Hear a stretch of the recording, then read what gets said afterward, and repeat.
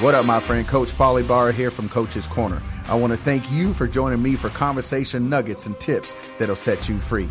If this content is bringing you any value today, I want you to do me a huge favor, my friend, and drop me a review down below here on Apple Podcast. And if you have any questions or comments, you can email me at identityofonecoaching@gmail.com. With that being said, it's time to dive in so that you can be set free. All right. Well, welcome back to another episode here on Coach's Corner. I am Paulie Barr, lead pastor of Set Free Life, and I have a very good friend of mine, Angela Nichols, that I met probably about 3 or 4 months ago. And I'm telling you guys, you have got to hear this story. So remember, you can find me at setfreelife.net. I'm just going to give all the rundown of my stuff, and then we're going to get into this dynamic conversation of how we met and why I even brought her on this show. And she's going to share her heart about the real life coaches that are in life. All right. So remember, you can find me at setfreelife.net. You can go to my Facebook page, facebook.com/Coach Paul Ibarra, or you can catch me live every single morning, 6:30 a.m. Central Standard Time on facebook.com/Wake Up in the Word. All right. And then all my links will be down below, and we're going to rock this conversation. So listen, this girl right here, I don't know about you, Angela, but when I met you, I was like, I just connected like right away, right? Sure. Yeah, yes. It was a great time. So it was so organic, like it wasn't a forced conversation. There was no this awkward getting to meet someone. It was, let's have a conversation. It was good. Absolutely. And then one of the things you're like, I was asking you, so what do you do? And because as a coach, I'm constantly asking questions. You know what I'm saying? Like making the conversation about the other person. And then you're like, well, enough about me. What do you do? And I'm like, I'm a life coach. You're like, oh, okay. And I'm like, and I podcast and this and that. And then it was like, I think like a week later, I texted my cousin and I said, I need you to hook me up with Angela because I need her on my show. And then you were like quick to it. Like, absolutely. Just tell me when. So tell us a little bit about who you are, what you do, and why it is imperative that we dive into this conversation, this topic of coaches that are the real coaches in life. Sure. Yeah. All right. So I started teaching 8 years ago. I'm at Thunder Ridge Middle School, and I love it. I love what I do. I know, especially during the midst of a pandemic, trying to say that I love what I do, it's difficult, but we make it happen. I feel like teachers are amazing, and we strive to make our kids better and the world a better place. And that's what it is for us, regardless of how hard it is. I feel like we have support and the reason and the passion behind it. So in addition to just teaching, so I teach 6th grade language arts, and I love my students. I actually have really strong relationships with them. I get invited to graduation parties. One of my favorite stories to tell is I was actually at a bar, which kind of tells you how long I've been teaching. So I was at a bar and I hear Miss Adu, which is my maiden name. Right. And I whip around and I'm like, are you even old enough to be in a bar? She's like, I work here. I'm 22. I was like, oh my goodness. I had her when I was student teaching in 2010, and for her to even remember me. And she said, even though you were my student teacher and I only had you for a semester, I still remembered you. We were the bad kids. And those were they're my favorite kids. I hate that label, the bad kids, because those are the kids that just need someone to believe in them and just to show them like, hey, I'm not going anywhere. And yes, I want you to do well academically, but school and life is not always about academics and how well you look on paper, but what you give back to the community and making yourself a better person.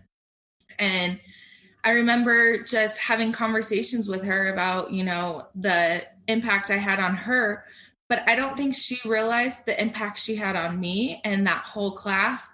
It was really funny because I told the kids, like, hey, if you guys can, everyone in this class gets a C on this test, and I couldn't even tell you what the test was. I was like, I will let you guys teach me how to Dougie. So they all passed and they taught me how to Dougie, and that's how I started student teaching. And wow. I don't know, it's just been fun. It's been a great experience. In addition to teaching, I coach girls basketball, 6th and 7th grade. I also coach girls track. That's honestly how I make a lot of my relationships with students, is not so much the in classroom, but the everyday things that we do. I also run student council. One of my first years, we have a brotherhood and a sisterhood. It's our affinity groups for our students of color.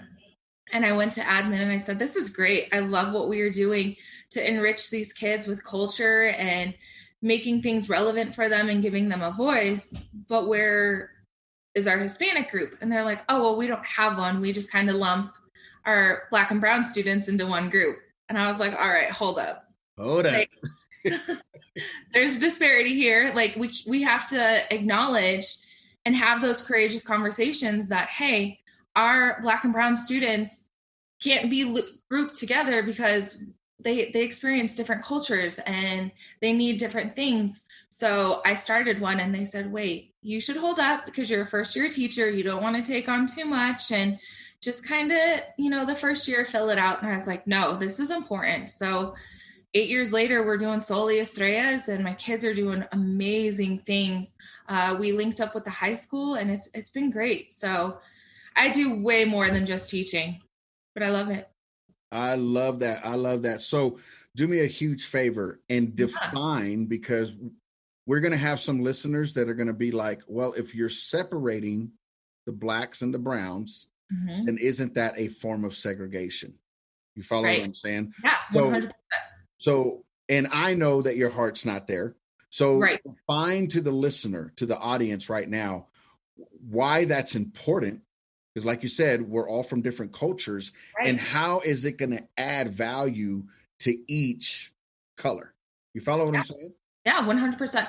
So let me take a step back. So at Thunder Ridge Middle School, we have different affinity groups. So we have all sorts of groups. We have our GSA, which is our Gay Straight Alliance, and that's for students that are gay, straight, just an ally, things like that, and being able to help students. Because at middle school, let's be real, middle school is a hard time period. I mean, I don't know about you, but being ugly duckling, not knowing where I fit in, it's a tough time. Yes. So we want to offer all students support. So we also have our different affinity groups. We have our brotherhood and our sisterhood, but we also have one of our leadership groups where it's all ethnicities and it's just kids that come together and have real life conversation.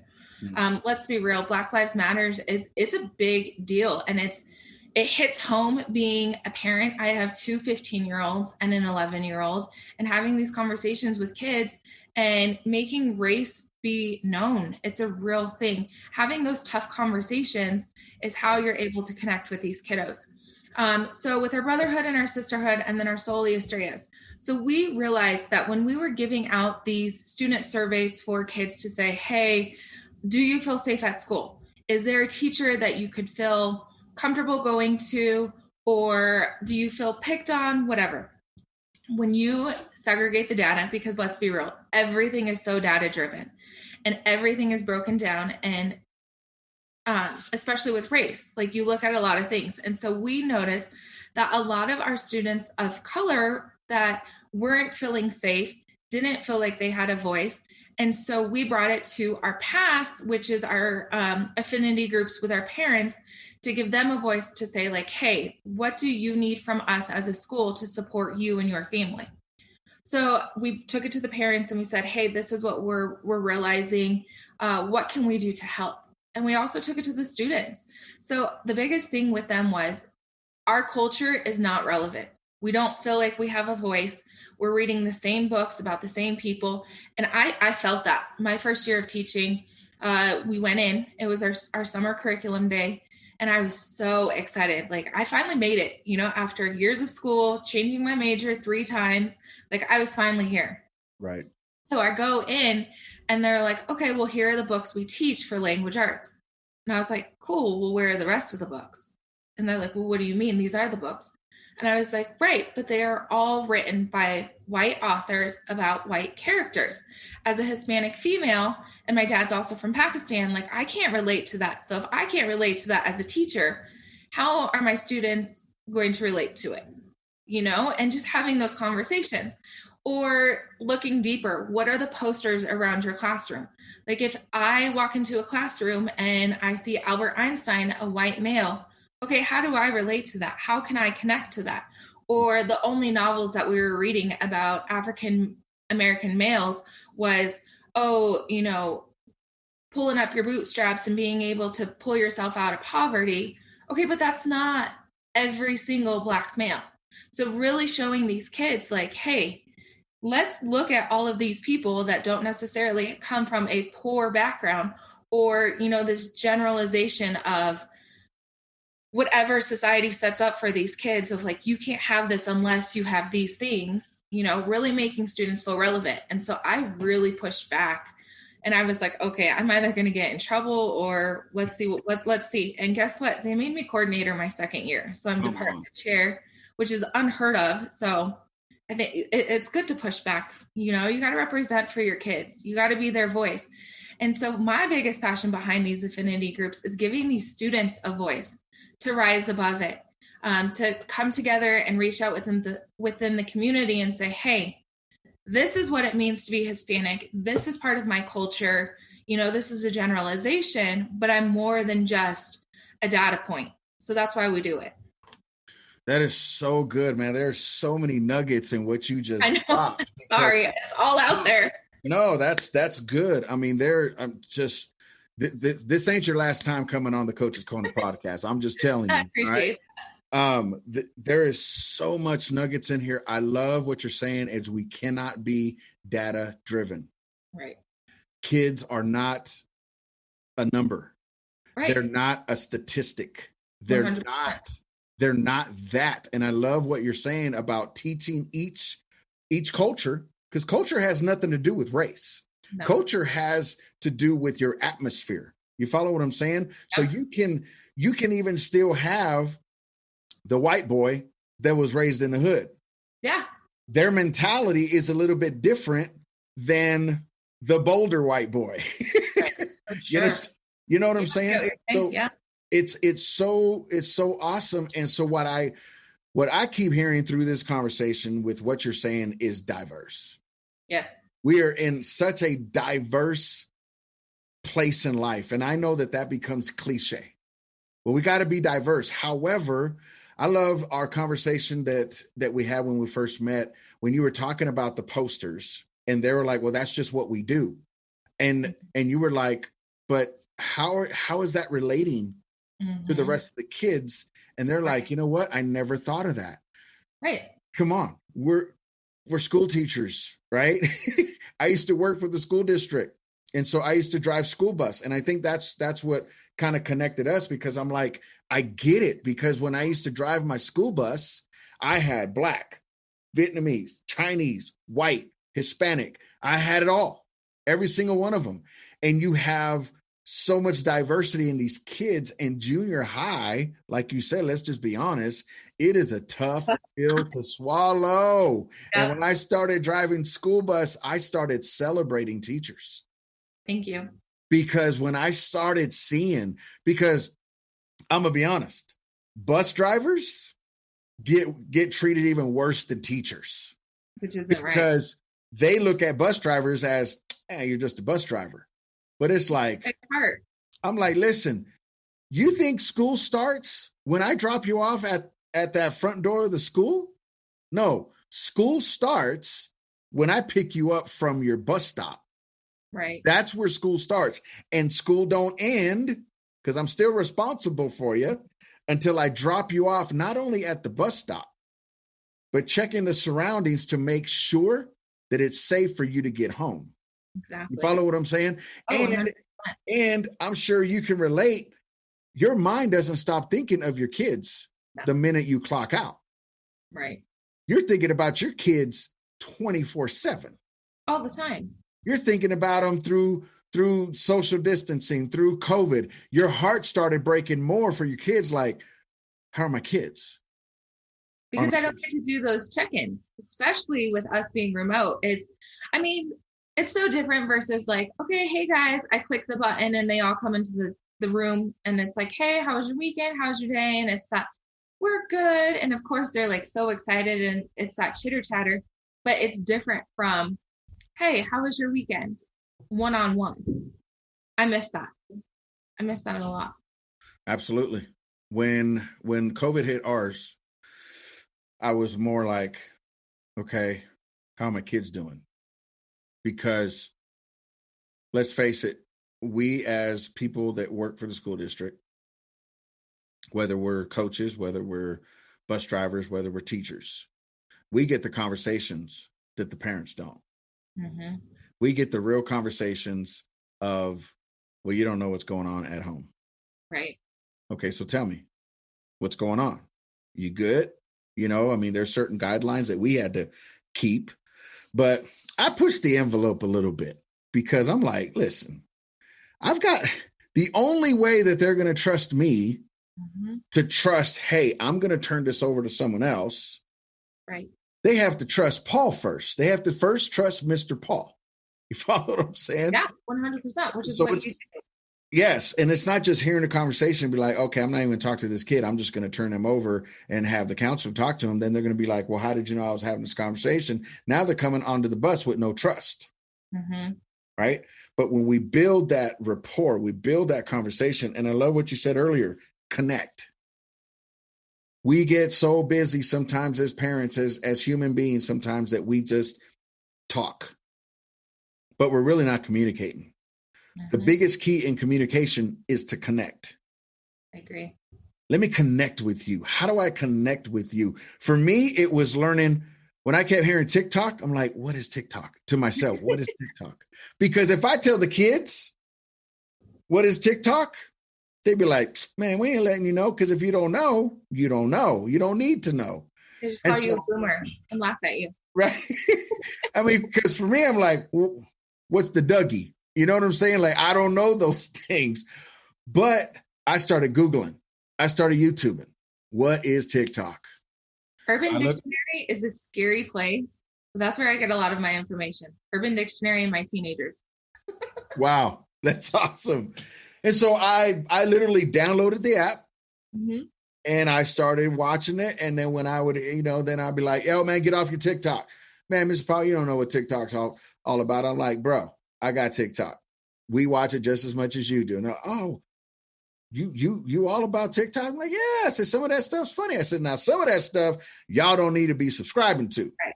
You know what I'm saying? And then get into those conversations. Well, what about this? What about that? And I would just fake it till I made it. That's how you have to do it. And then, yeah. And then halfway through, I'm like, once I build a rapport, I'll be like, yo, what's Roblox? I have no clue what Roblox is. Exactly. And so it's connecting. And what I'm hearing from you from the beginning of the conversation was school doesn't define life. No. Life defines life. I agree. I tell my students all the time, I'm not going to be sad if you don't remember my grammar lesson 10 years from now. But I will be sad if you don't remember our conversations, creating a safe environment, making it safe for your classmates to be able to speak freely. Like, we're a family, because whether you like it or not, I see you guys every day, 5 days a week. Like, this is what we have. You have to be safe in here before you can be safe out there. So I always end my lesson with, hey, if you didn't take anything away, the one thing I ask is be a kind person. Be kind to one another, because that goes far in life. And they always look at me like I'm silly. And then COVID happened and they're like, I miss you always saying that. I'm like, see? That is awesome. That's awesome. So how did that dynamic, I mean, there's so much stuff that I could pull, because number one, you are diverse. So your dad's Pakistani, right? Yeah. And your mom is Hispanic. Yep. So it was really hard for me growing up, because I don't speak Spanish, and being a Hispanic female, going to Mexico, people automatically speak Spanish to you. And you're like, wait, hold on. I know like conversational Spanish, like poquito, but then they look at you and they're like, wait a minute, but you're Hispanic. So I was never Hispanic enough to know Spanish or to be fully accepted. But then I remember growing up, and my dad's from Pakistan, and being with his side of the family and not understanding Urdu or Punjabi, and being too Americanized for my cousins and not being able to keep up. So it was hard. It was this, identity of like, okay, am I Hispanic or am I Pakistani? Well, being bicultural and biracial wasn't a thing that I necessarily was taught at a young age. It was something that life experience taught me. And now I teach that to my students because again, I get them where it's all about identity and they get to shape the people that they're going to become because I get them when they're 11 and 12, but I also get to see them from 7th grade and 8th grade and then all the way up to high school and still maintain relationships with them when they're out of high school.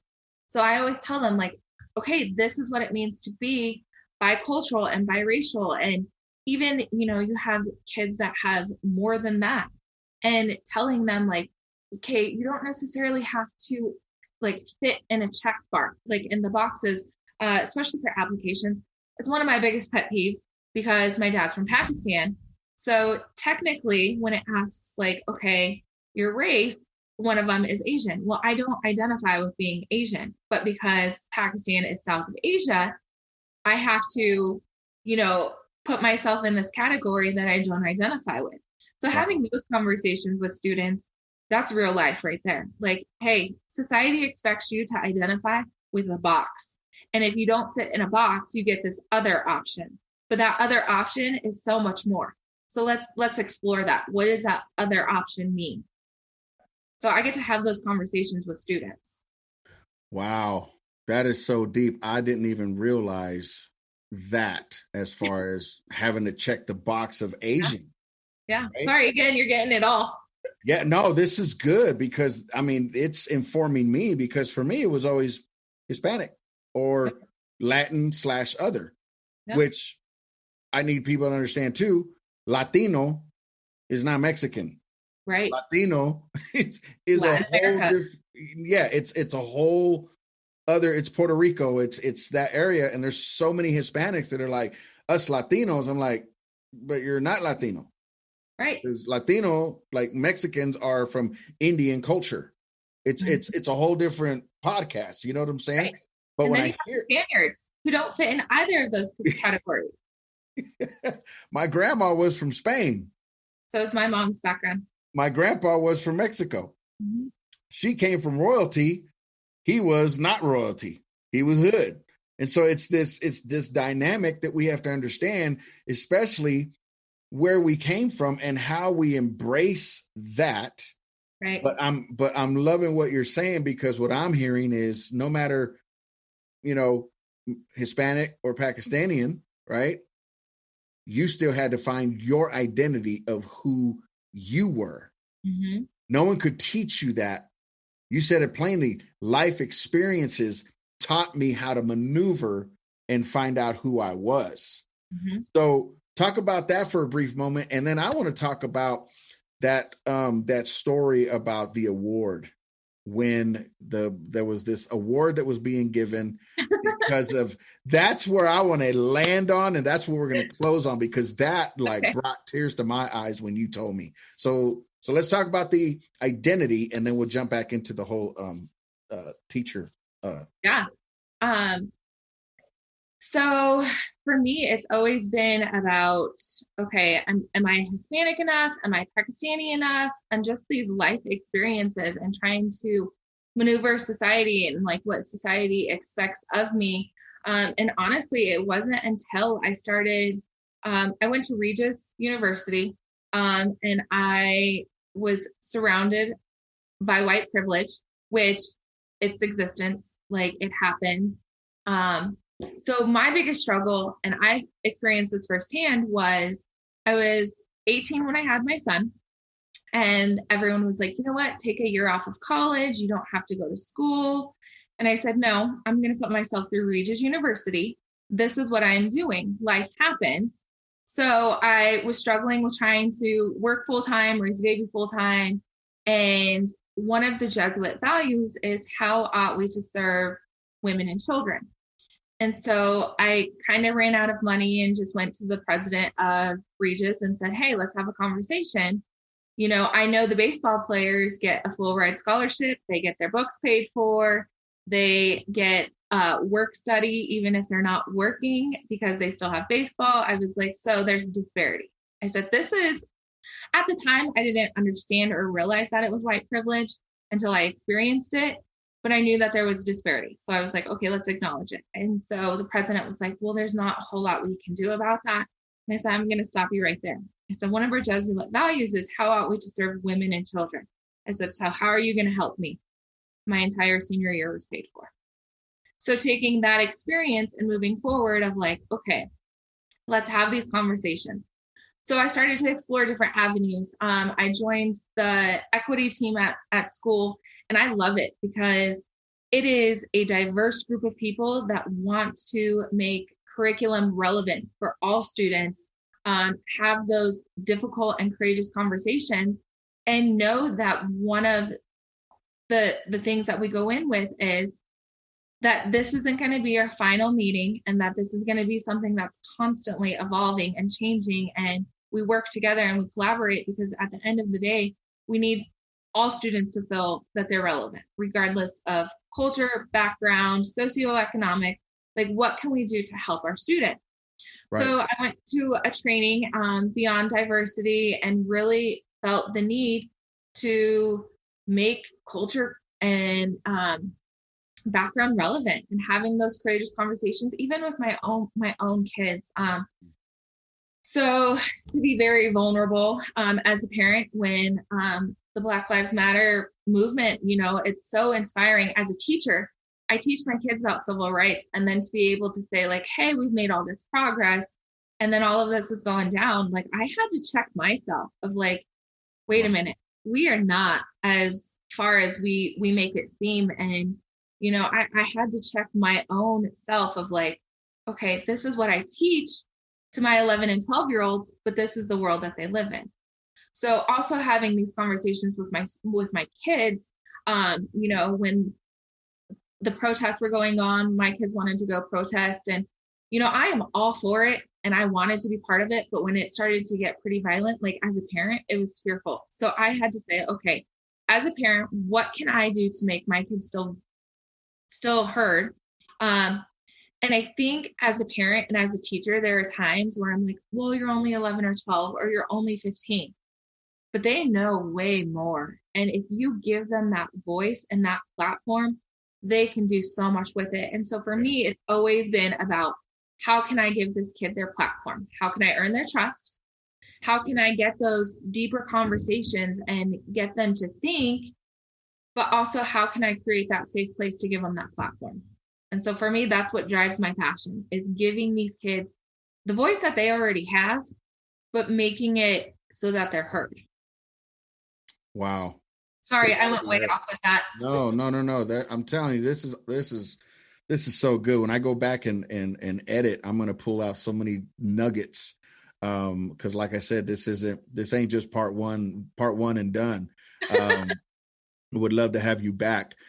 That is so true, because when this, when the whole racial tension happened this last year, when you really look at what's going on, right? Mm-hmm. I was looking at it going, all right, what are we doing here? Like, what are we doing here? Everyone, so many people can say, well, this and that, and this person, he shouldn't have done this. And well, this one, he really didn't kill him. He was just here. No, dude, there is a point to where you stop and you think about what you're doing, and you're looking at your situation going, okay, it's a little excessive, right? Yeah. I get it. There's guidelines, all right, restrain people a certain way. But when it's unto death, there's a problem. You know what I'm saying? Yeah. And it's just like, wow. And so I am just so thankful for you coming on, because there's so much meat in what you're saying.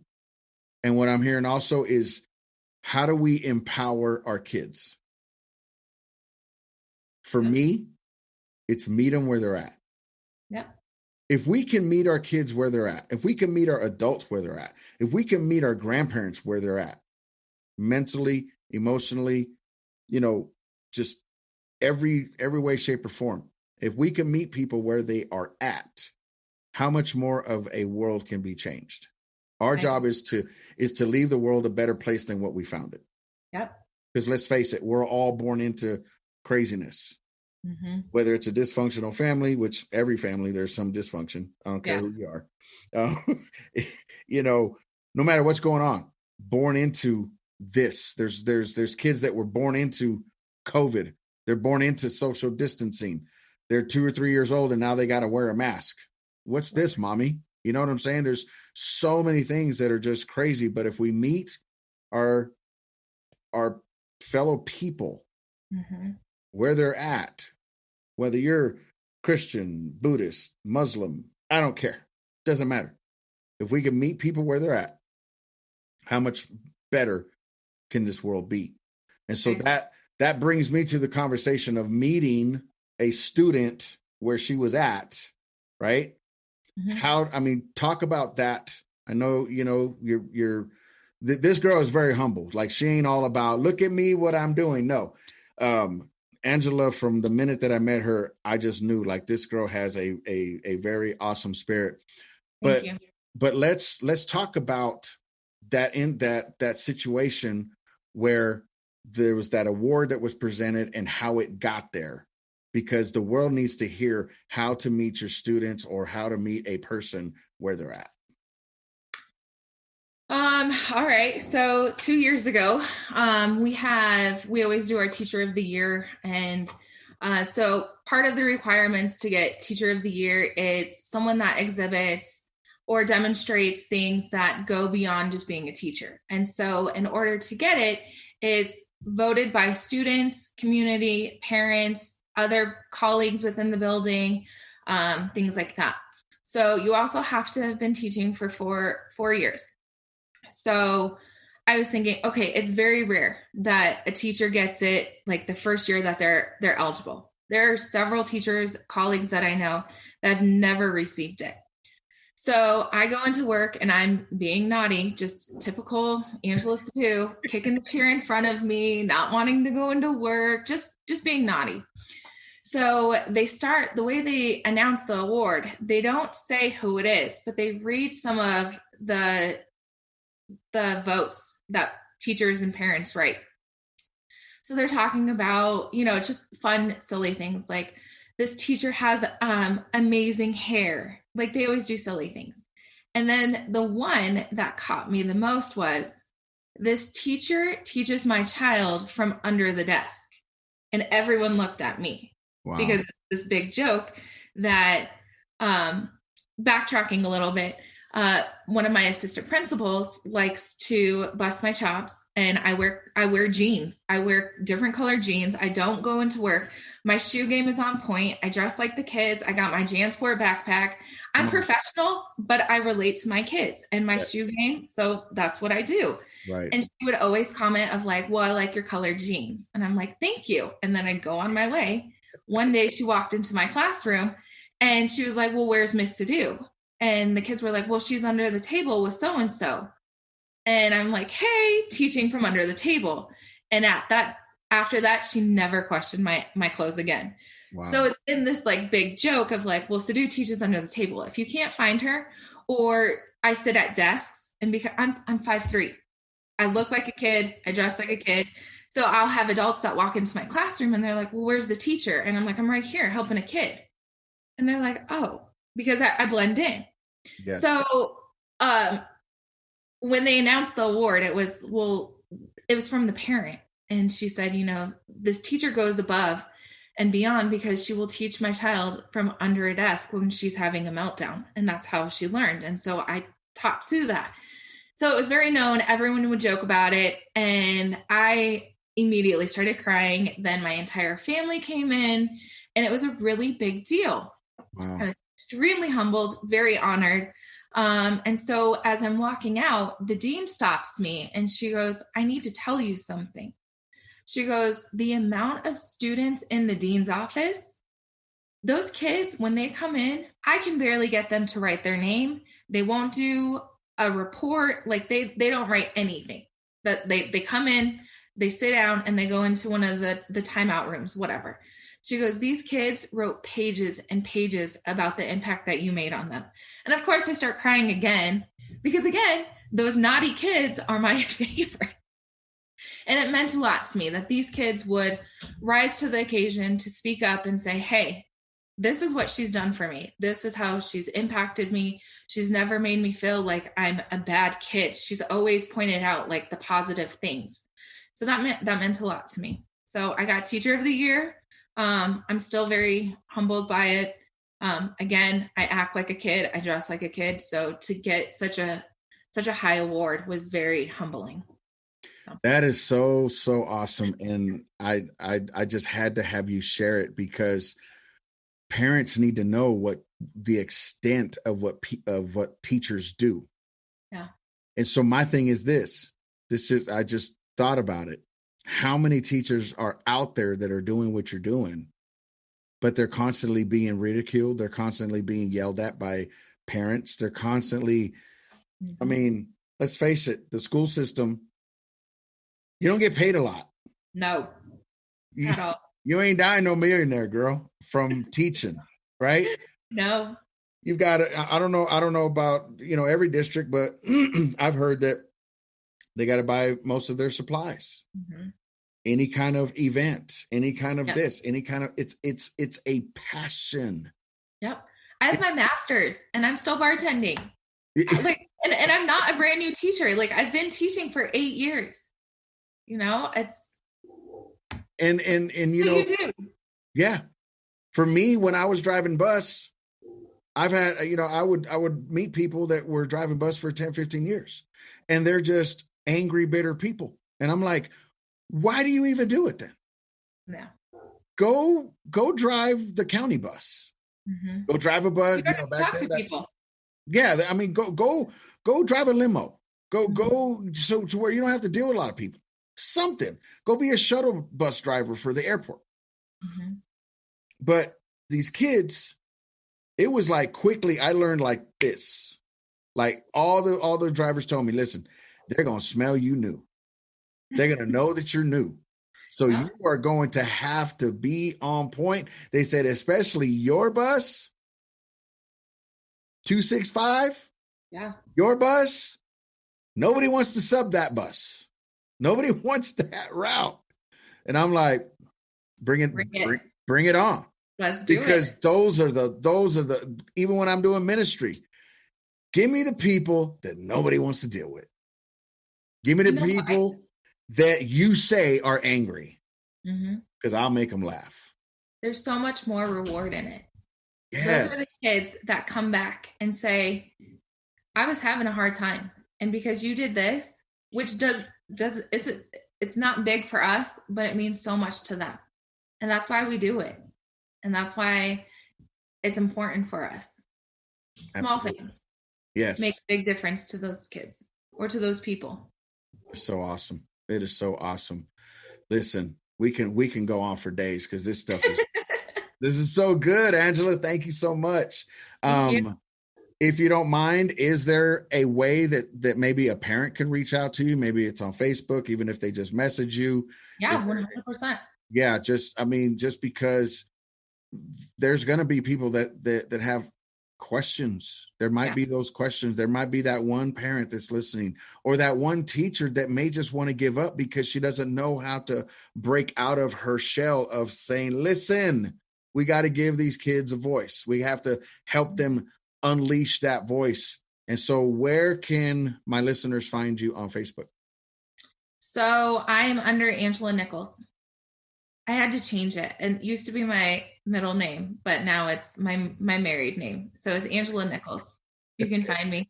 My email is also Sidhu, SIDHU, the number 125 @regis.edu. Awesome. And I will have all those links down below here on the show notes, guys. Angela, thank you so much. And if you have any parting words that you want to share with somebody, maybe some type of inspiration. And if you're not, I mean, this has been such a rich conversation. Yeah. At the end of the day, we are all struggling, but we got to take care of each other. Even those small things, holding the door, being a kind person, ask someone how they're doing and truly listen. It's all about active listening. So that's how we do it. That's how we do it. So that wraps up another episode here on Coach's Corner. Once again, thank you, Angela, for coming on, taking time out of your Sunday afternoon and getting away from your family to do this recording and doing this podcast. So with that being said, we'll catch you on the next episode, guys. Love you. God bless you. And keep it moving. All right. God bless. I want to thank you once again, my friend, for joining me here on Coach's Corner. If you have found value in any of my content, do me a huge favor. Drop me a review down below so that I know how I am doing. Also, you can follow me on Facebook at facebook.com/Coach Paul Ibarra. I also do a morning devotional live every weekday morning on Facebook at facebook.com/Wake Up in the Word. I hope to see you there, my friend. God bless, and I'll catch you on the next episode.